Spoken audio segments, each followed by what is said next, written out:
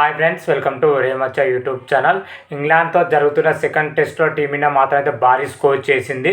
భారీ స్కోర్లో వచ్చేసరికి శుభ్మన్ గిల్ అద్భుతమైన ఇన్నింగ్స్ ఆడడం జరిగింది. అదేవిధంగా రవీంద్ర జడేజా మంచి ఇన్నింగ్స్తో అయితే ఆకట్టుకోవడం జరిగింది. ఓవరాల్గా చూసుకుంటే సెకండ్ రోజు నాడు మ్యాచ్ ఏ విధంగా జరిగింది, ఎలా జరిగింది, వాటితో పాటు శుభ్మన్ గిల్ ఈ మ్యాచ్లో మాత్రం అయితే కొన్ని రికార్డులు అయితే నెలకొల్పడం జరిగింది. ఆ రికార్డు ఏంటి అనే వాటి గురించి పూర్తి డీటెయిల్స్ అయితే తెలుసుకునే ముందు మా ఛానల్ అయితే సబ్స్క్రైబ్ చేసుకోండి. పక్కన ఉన్న బెల్ ఐకాన్ మాత్రం అయితే క్లిక్ చేసి పెట్టుకోండి. ఫర్దర్గా మేము వీడియోలో అప్లోడ్ చేసాం, మీకు నోటిఫికేషన్ వస్తుంది. భారత్ ఇంగ్లాండ్ మధ్య బర్మన్ వేదిక అయితే సెకండ్ టెస్ట్ అయితే ప్రారంభమవుతుంది.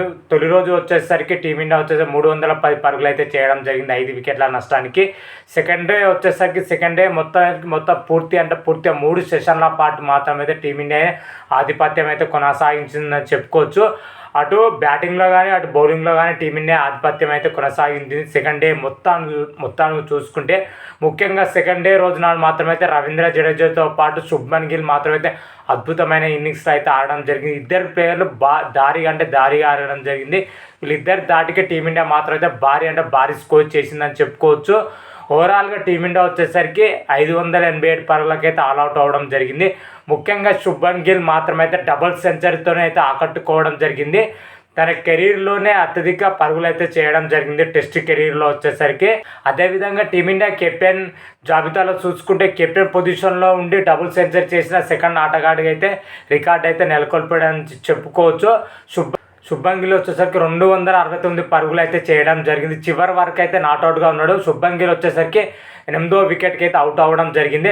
అతని తోడుగా రవీంద్ర జడేజా వచ్చేసరికి 89 పరుగులతో అయితే మంచి ఇన్నింగ్స్ అయితే ఆకట్టుకోవడం జరిగింది. వీళ్ళిద్దరు మరో రోజు వచ్చేసరికి దాదాపు 200 పైగా పార్ట్నర్షిప్ అయితే నెలకొల్పడం జరిగింది. ఈ పార్ట్నర్షిప్ వల్లనే మా టీంని అయితే భారీ స్కోర్ చేసిందని చెప్పుకోవచ్చు. ఇలాంటి టైంలో రవీంద్ర జడేజా 89 పరుగులు అవుట్ అయినప్పుడు ఆ తర్వాత వచ్చిన వాషింగ్టన్ సుందర్తో పాటు మన శుభ్మన్ గిల్ అయితే ఇన్నింగ్స్ అయితే చక్కదిద్దే ప్రయత్నం అయితే చేయడం జరిగింది. ఇద్దరు కలిసి దాదాపు 150 పరుగుల భాగస్వామ్యం అయితే నెలకొల్పడం జరిగిందని చెప్పుకోవచ్చు. అందులో వాషింగ్టన్ సుందర్ వచ్చేసరికి 42 పరుగులు అయితే చేయడం జరిగింది. ఆ టైంలో జేరూట్ బౌలింగ్లో అయితే వాషింగ్టన్ సుందర్ అయితే అవుట్ అవ్వడం జరిగింది. అనంతరం వచ్చేసరికి శుభ్మన్ గిల్ కూడా కొద్దిసేపటికి అవుట్ అవ్వడం జరిగింది. ఆ తర్వాత ఆకాశ్దీప్ అదేవిధంగా మహమ్మద్ సిరాజ్, ప్రసిద్ధ్ కృష్ణ అయితే కొంచెం మేరకైతే ఆకట్టుకోవడం జరిగింది. అయితే తొలి మ్యాచ్లో చూసుకుంటే టేలెండర్ అయితే పూర్తిగా నిరాశపరిచినా కానీ ఈ మ్యాచ్లో మాత్రం అయితే చాలా వరకు అయితే ఆకట్టుకోవడం జరిగింది.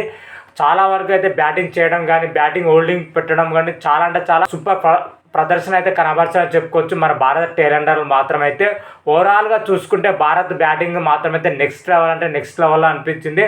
ఓవరాల్గా భారత్ వచ్చేసరికి 587 పరుగుల భారీ స్కోర్ అయితే చేసిందని చెప్పుకోవచ్చు. ఇప్పుడు టీమిండియా మాత్రమైతే చాలా స్ట్రాంగ్ అయిన పొజిషన్లో అయితే ఉండడం జరిగింది. టీమిండియా ఇంత భారీ స్కోర్ చేసిందంటే శుభ్మన్ గిల్ అదేవిధంగా రవీంద్ర జడేజాతో పాటు కరుణ్ నాయర్, యశస్వి జైస్వాల్ ఆకట్టుకోవడంతోనైతే టీమిండియా అయితే భారీ స్కోర్ చేయడం జరిగింది. అదేవిధంగా ఇంగ్లాండ్ బౌలింగ్ విషయానికి వచ్చినట్టు ఇంగ్లాండ్ బౌలింగ్లో అందరూ కూడా అనుకున్నంత స్థాయిలో అయితే రాణించలేకపోయారు. కొంత మేరకు అయితే రాణించడం జరిగింది. క్రిస్ వోక్స్ వచ్చే 2 వికెట్లు, బ్రైయన్ కాసి 1 వికెట్, జోమ్ టోన్ వచ్చేసరికి 2 వికెట్లు, బెన్ స్టోక్ వచ్చేసరికి 1 వికెట్, షోయబ్ బషీర్ వచ్చేసరికి 3 వికెట్లు, జో రూట్ వచ్చేసరికి 1 వికెట్తో అయితే ఆకట్టుకోవడం జరిగింది. తొలి ఇన్నింగ్స్ ప్రారంభించిన ఇంగ్లాండ్ వచ్చేసరికి 77 పరుగులకే 3 వికెట్లు కోల్పోయి పీకల్లో కష్టాల్లో ఉందని చెప్పుకోవచ్చు.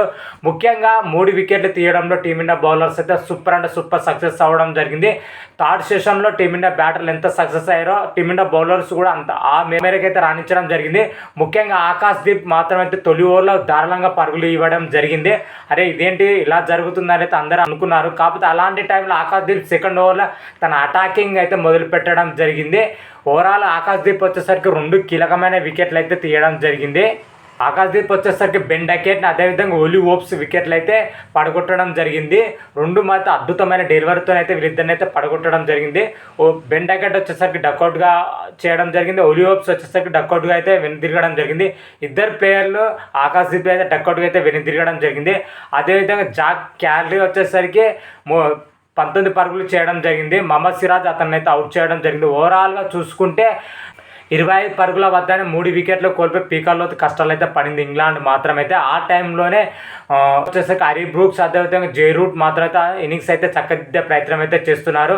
జే బ్రూక్స్ వచ్చేసరికి 30 పరుగులతో క్రీజ్లో ఉండడం జరిగింది. జే రూట్ వచ్చేసరికి 18 పరుగులతో అయితే క్రీజ్లో ఉండడం జరిగింది. ఓవరాల్గా చూసుకుంటే మొత్తం టీమిండియానే ఆధిపత్యం అయితే కొనసాగించిందని చెప్పుకోవచ్చు. మరి మూడో రోజు వచ్చేసరికి మరి టీమిండియా బౌలర్స్ మరి ఎంత మేరకు ఆకట్టుకుంటారు అనేది అయితే ఇప్పుడు ప్రశ్నగా అయితే మిగిలింది. ముఖ్యంగా హరీ బ్రూక్స్, జే రూట్ వికెట్లు ఎంతో త్వరగా తీస్తే టీమిండియాకి అయితే అంత లీడ్ దక్కే అవకాశం అయితే కనిపిస్తుంది. ఎందుకంటే ఇద్దరు ప్లేయర్ అయితే స్ట్రాంగ్గానే ప్లేయర్ అని చెప్పుకోవచ్చు. ఆ తర్వాత వచ్చేసి బెన్ స్టోక్స్ కూడా ఉండడం జరిగింది. ఇంగ్లాండ్ బ్యాటింగ్ లైనప్ చాలా అంటే చాలా స్ట్రాంగ్గా ఉంది. కాకపోతే ఇద్దరు ప్లేయర్ చాలా అంటే చాలా కీలకమైన ప్లేయర్లు. వీళ్ళిద్దరిని ఎంతో త్వరగా అవుట్ చేస్తే టీమిండియాకి అయితే అంత లీడ్ దక్కే అవకాశం ఉంది.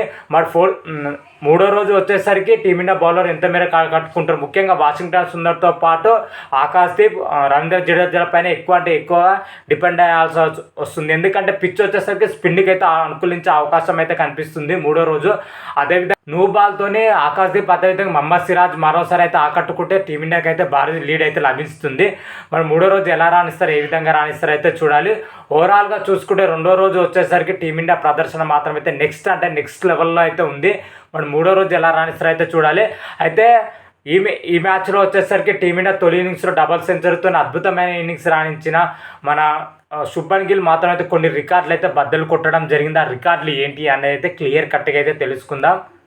ఇప్పటి వరకు ఎడ్బాస్టన్ స్టేడియం పైన టీమిండియా తరపున అత్యధిక పరుగులు చేసిన దానిలో విరాట్ కోహ్లీ టాప్ పొజిషన్లో అయితే ఉండడం జరిగింది. 2018లో ఇదే స్టేడియం పైన విరాట్ కోహ్లీ వచ్చేసరికి 149 పరుగులు అయితే చేయడం జరిగింది. అదేవిధంగా మన సచిన్ టెండూల్కర్ వచ్చేసరికి 1996లో ఇదే స్టేడియం పైన 112 పరుగులు అయితే చేయడం జరిగింది. వీళ్ళిద్దరి రికార్డులను శుభ్మన్ గిల్ అయితే బద్దలు కొట్టడం జరిగింది. శుభ్మన్ గిల్ వచ్చేసరికి కొత్త రికార్డును అయితే నెలకొల్పడం జరిగిందని చెప్పుకోవచ్చు. 268 పరుగులతోనైతే కొత్త రికార్డుని అయితే నెలకొల్పడం జరిగింది. ఇప్పటి వరకు ఈ పిచ్ పైన టీమిండియా తరఫున ఎవరు కూడా నెలకొల్పలేదు. శుభ్మన్ గిల్ మాత్రం నెలకొల్పడం జరిగింది. ఇంత భారీ స్కోరు ఇతర ప్లేయర్ సాధిస్తారంటే కష్టంగానే చెప్పుకోవచ్చు ఇంగ్లాండ్ పిచ్ల పైన. మరి ఈ రికార్డుని ఎవరు బద్దలు కొడతారైతే చూడాలి. అదేవిధంగా ఇంగ్లాండ్ గడ్డ పైన 150 పరుగుల పైగా స్కోర్ చేసిన రెండో బ్యాటర్గా అయితే మన శుభ్మన్ గిల్ అయితే ఈ రికార్డుని అయితే నెలకొల్పడం జరిగింది. ఇప్పటి వరకు వచ్చేసరికి సచిన్ టెండూల్కర్ మాత్రమే ఘనత సాధించడం జరిగింది. ఆ తర్వాత చూసుకుంటే శుభ్మన్ గిల్ మాత్రమే అందుకోవడం జరిగింది. అదేవిధంగా ఇండియా కెప్టెన్గా ఉండి బర్మింగ్హామ్లో అత్యధిక పరుగులు చేసిన జాబితాలో చూసుకుంటే శుభ్మన్ గిల్ టాప్ పొజిషన్లో అయితే కొనసాగుతున్నాడు. శుభ్మన్ గిల్ 250+ అయితే స్కోర్ చేయడం జరిగింది. అతను టాప్. ఇప్పటి వరకు వచ్చేసరికి విరాట్ కోహ్లీ ఉన్నాడు 149 పరుగులతో అయితే. ఇప్పుడు ఆ రికార్డుని అయితే బద్దలు కొట్టడం జరిగింది. అదేవిధంగా మహేంద్ర సింగ్ కెప్టెన్స్లో వచ్చేసరికి ధోని 77 పరుగులు అయితే చేయడం జరిగింది. 2011లో వచ్చేసరికి ఆ రికార్డుని కూడా బద్దలు కొట్టడం జరిగింది.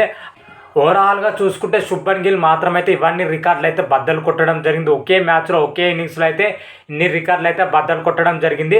ఓవరాల్గా చూసుకుంటే శుభ్మన్ గిల్ ఇన్నింగ్స్ మాత్రమైతే నెక్స్ట్ లెవెల్లో ఉంది. మరి మూడో రోజు వచ్చేసరికి టీమిండియా ప్రదర్శన ఎలా ఉంది, ఏ విధంగా ఉంది, ఎవరు పై చేసి సాధించారు, ఎవరు ఎలా రాణించారు అనే విషయాల గురించి ఈరోజు వీడియోలో క్లియర్ కట్గా అయితే తెలుసుకుందాం. అంతవరకు మీకు ఈ వీడియోగా నచ్చినట్టయితే లైక్ చేయండి, షేర్ చేయండి. మరిన్ని వీడియోల కోసం అయితే మా ఛానల్ అయితే సబ్స్క్రైబ్ చేసుకోండి. పక్కన ఉన్న బెల్ ఐకాన్ మాత్రం అయితే క్లిక్ చేసి పెట్టుకోండి. ఫర్దర్గా మీ వీడియోలో అప్లోడ్ చేసాం మీకు నోటిఫికేషన్ వస్తుంది. హర హర మహాదేవ్ శంభో శంకర. Thank you.